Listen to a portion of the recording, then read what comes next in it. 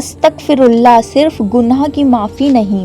زیادہ تر لوگ سمجھتے ہیں کہ استغفراللہ صرف گناہ کے بعد کہا جاتا ہے، لیکن قرآن ہمیں بتاتا ہے کہ استغفراللہ صرف معافی نہیں بلکہ زندگی بدلنے کا ذریعہ ہے۔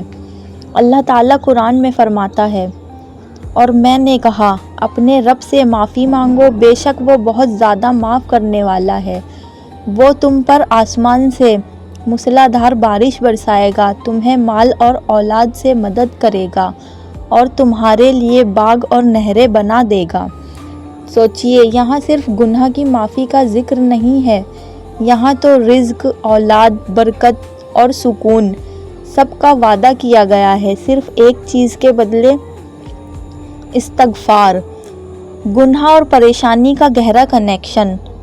رسول اللہ صلی اللہ تعالیٰ علیہ وسلم نے فرمایا، جب بندہ گناہ کرتا ہے تو اس کے دل پر ایک کالا داغ لگ جاتا ہے، اور جب دل پر داغ لگ جاتے ہیں تو پھر دعا میں لذت ختم ہو جاتی ہے، عبادت بوجھ لگنے لگتی ہے، دل بے چین رہتا ہے، زندگی میں رکاوٹیں بڑھنے لگتی ہیں، اور ہم سمجھتے ہیں کہ یہ سب بس ہمارا امتحان چل رہا ہے۔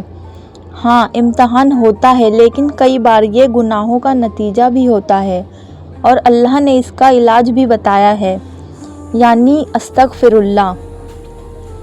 رسول اللہ صلی اللہ تعالیٰ علیہ وسلم کا اپنا عمل سوچئے، نبی گناہوں سے محفوظ تھے، وہ بھی دن میں 70 سے زیادہ مرتبہ استغفراللہ پڑھتے تھے۔ نبی نے فرمایا، اللہ کی قسم، میں دن میں 70 سے زیادہ مرتبہ اللہ سے معافی مانگتا ہوں۔ اب خود سے یہ سوال کیجئے، اگر نبی کو بھی اتنا استغفار پسند تھا تو ہمیں اس سے کتنی ضرورت ہوگی۔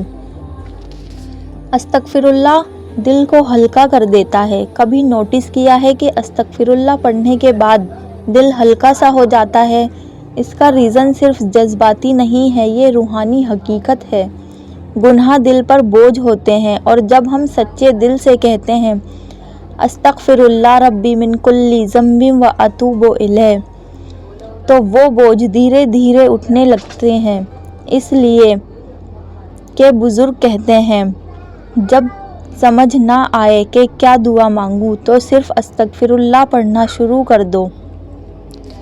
رزق کی تنگی اور استغفار۔ آج کے لوگ کہتے ہیں پیسہ آتا ہے لیکن ٹکتا نہیں، محنت بہت ہے لیکن برکت نہیں ہوتی، کاروبار میں رکاوٹ ہے۔ قرآن کا جواب بالکل صاف ہے، استغفار رزق کو کھولتا ہے۔ حضرت حسن بصری رحمۃ اللہ علیہ کے پاس کئی لوگ آئے، ایک نے کہا مجھے فقیری ہے، دوسرے نے کہا مجھے اولاد نہیں، تیسرے نے کہا میری فصل خراب ہو رہی ہے۔ انہوں نے سب کو ایک ہی مشورہ دیا، استغفراللہ پڑھو۔ بعد میں کسی نے پوچھا، آپ نے سب کو ایک ہی جواب کیوں دیا؟ تو انہوں نے سورہ نوح کی وہی آیت پڑھ دی جو ہم نے پہلے سنی تھی، جب زمین بند ہو جائے تو آسمان کھلتا ہے، جب دنیا کے راستے بند لگنے لگے، جب لوگ کام نہ آئے، جب امید ٹوٹنے لگے، تب اللہ کے دروازے کھلتے ہیں، اور ان دروازوں کی چابی ہے استغفار۔ رسول اللہ صلی اللہ تعالیٰ علیہ وسلم نے فرمایا، جو شخص استغفار کو لازم پکڑ لیتا ہے، اللہ اس کے لیے ہر تنگی سے نکلنے کا راستہ بنا دیتا ہے، ہر غم سے چھٹکارا دیتا ہے، اور اسے وہاں سے رزق دیتا ہے جہاں سے اس نے کبھی سوچا بھی نہیں ہوتا۔ سوچئے، یہ لفظ نہیں، یہ اللہ کا وعدہ ہے۔ استغفار صرف زبان کا عمل نہیں ہوتا، یہ دل کا سفر ہوتا ہے۔ جب تک استغفار صرف ہونٹوں پر رہتا ہے اس کا اثر محدود ہوتا ہے، لیکن جب یہ لفظ دل کے ساتھ نکلتا ہے تو پھر زندگی کے بند دروازے ایک ایک کر کے کھلنے لگتے ہیں۔ سب سے پہلے یہ سمجھنا ضروری ہے کہ اللہ توبہ اور استغفار سے خوش کیوں ہوتا ہے۔ رسول اللہ صلی اللہ تعالیٰ علیہ وسلم نے فرمایا، اللہ اپنے بندے کی توبہ پر اس شخص سے زیادہ خوش ہوتا ہے جو ریگستان میں اپنی اونٹنی کھو دے اور پھر اچانک اسے پا لے۔ سوچئے جو شخص موت کے برابر غم میں ہو اور اچانک اس کی جان بچ جائے اسے کتنی خوشی ہوتی ہے۔ اللہ کو اپنے بندے کی توبہ پر اس سے بھی زیادہ خوشی ہوتی ہے، یعنی اللہ تمہاری معافی کا انتظار کر رہا ہوتا ہے۔ لیکن سوال یہ ہے کون سا استغفر اللہ زندگی بدلنے والا ہے؟ رسول اللہ صلی اللہ تعالیٰ علیہ وسلم نے فرمایا، استغفر اللہ انت ربی لا الہ الا انت خلقتنی وانا عبدک وانا علی عہدک ووعدک ما استطعت۔ اور پھر نبی نے فرمایا، جو شخص اسے دن میں یقین کے ساتھ پڑھے اور اسی دن وفات ہو جائے تو وہ جنت میں جائے گا۔ سوچئے، صرف ایک دعا لیکن کتنی بڑی بشارت۔ استغفار کا ایک اور بڑی رحمت یہ ہے کہ یہ گناہوں کے نتیجے بھی مٹا دیتا ہے۔ گناہ صرف آخرت کو نہیں بلکہ دنیا کو بھی نقصان پہنچاتے ہیں۔ گناہ سے دل سخت ہو جاتا ہے، رزق میں کمی آ جاتی ہے، برکت اٹھ جاتی ہے، بچوں پر اثر پڑتا ہے، گھر میں بے چینی آ جاتی ہے، اور جب بندہ استغفر اللہ کے ساتھ اللہ کی طرف لوٹ آتا ہے تو اللہ ان اثرات کو بھی دھیرے دھیرے مٹا دیتا ہے۔ اللہ قرآن میں فرماتا ہے، اور اللہ ایسا نہیں کرے گا کہ ان پر عذاب بھیجے جب تک تم ان کے درمیان ہو اور جب تک وہ معافی مانگتے رہیں۔ یعنی استغفار عذاب اور مصیبت کے بیچ کی ایک دیوار بن جاتا ہے۔ کئی لوگ پوچھتے ہیں استغفار کب پڑھنا چاہیے؟ جواب ہے ہر وقت، لیکن کچھ وقت ایسے ہیں جب استغفار کا اثر اور زیادہ تیز ہوتا ہے، جیسے رات کا آخری حصہ یعنی تہجد کے وقت۔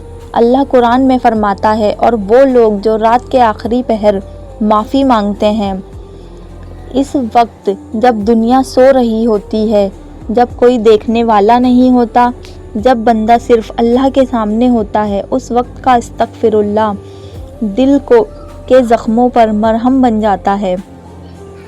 فجر سے پہلے کا وقت۔ رسول اللہ صلی اللہ تعالیٰ علیہ وسلم اکثر فجر سے پہلے استغفار کی کثرت کرتے تھے۔ اس وقت کا استغفار دل میں برکت لاتا ہے، کام آسان کرتا ہے اور دل کو ہلکا رکھتا ہے۔ نماز کے بعد استغفار۔ ہر نماز کے بعد رسول اللہ 3 مرتبہ استغفر اللہ پڑھتے تھے۔ اس کا مطلب یہ ہے کہ سب سے افضل عبادت کے بعد بھی انسان اللہ سے معافی مانگے، یعنی ہماری کوئی عبادت اتنی کامل نہیں کہ ہمیں استغفار کی ضرورت نہ رہے۔ اب سوال آتا ہے کتنی تعداد پڑھنا کافی ہے؟ اس کا کوئی فکسڈ نمبر نہیں ہے، لیکن رسول اللہ صلی اللہ تعالیٰ علیہ وسلم کا عمل ہمیں راستہ دکھاتا ہے۔ نبی دن میں 70 سے 100 مرتبہ استغفر اللہ پڑھتے تھے۔ اس کا مطلب یہ نہیں کہ بس گنتی پوری کر لی جائے، بلکہ یہ سیکھنا ہے کہ استغفار کو زندگی کا حصہ بنا لیا جائے، چلتے ہوئے، بیٹھے ہوئے، کام کرتے ہوئے اور خاموشی میں۔ حضرت عمر رضی اللہ تعالیٰ عنہ کے دور میں جب بارش نہیں ہوتی تھی تو وہ نماز اشتقاء میں صرف استغفار کرتے تھے۔ لوگ حیران ہوئے اور پوچھا، آپ نے بارش کی دعا نہیں کی؟ انہوں نے کہا، میں نے آسمان سے پانی اس چیز سے مانگا ہے جسے پانی برسایا جاتا ہے، یعنی استغفار سے۔ استغفار کا ایک اور عمل یہ ہے کہ یہ ناامیدی کو ختم کرتا ہے۔ اللہ قرآن میں فرماتا ہے، اور اپنے رب کی رحمت سے ناامید نہ ہو، بے شک اللہ سب گناہ معاف کر دیتا ہے۔ یہ آیت ان لوگوں کے لیے ہے جو سوچتے ہیں، اب میں بہت بگڑ چکا ہوں، اب میری معافی ممکن نہیں ہے۔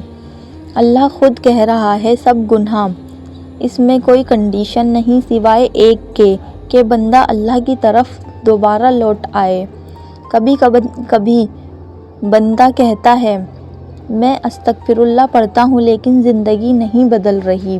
یاد رکھیے، استغفار کوئی جادو نہیں جو ایک رات میں سب بدل دے۔ یہ ایک پروسیس ہے، جیسے زمین کو بارش سے پہلے सूखी मिट्टी छोड़नी पड़ती है। अल्लाह पहले दिल को साफ करता है, सोच को बदलता है, गुनाह से नफरत पैदा करता है और फिर धीरे धीरे हालात बदलते हैं। इस्तग़फ़ार का मतलब सिर्फ या अल्लाह माफ़ कर दे कहना नहीं, बल्कि ये भी है कि बंदा गुनाह छोड़ने का इरादा भी करे। रसूल अल्लाह सल्लल्लाहु ताला अलैहि वसल्लम ने फरमाया, तौबा गुनाह पर कायम रहने के साथ नहीं होती। इसलिए अगर हम सच में अस्तग़फ़िरुल्लाह की बरकत चाहते हैं तो हमें कोशिश करनी होगी कि जिस चीज़ पर दिल शर्मिंदा है उससे धीरे धीरे दूर हो जाएं। और जब बंदा अपनी तरफ से पूरी कोशिश कर लेता है तो फिर अल्लाह की रहमत उसकी सोच से भी ज़्यादा होती है। अल्लाह फरमाता है, जो बंदा मेरी तरफ एक कदम आता है मैं उसकी तरफ 10 कदम आता हूँ। सोचिए, हम सिर्फ अस्तग़फ़िरुल्लाह कहकर एक कदम बढ़ते हों और अल्लाह 10 कदम बढ़ा देता है।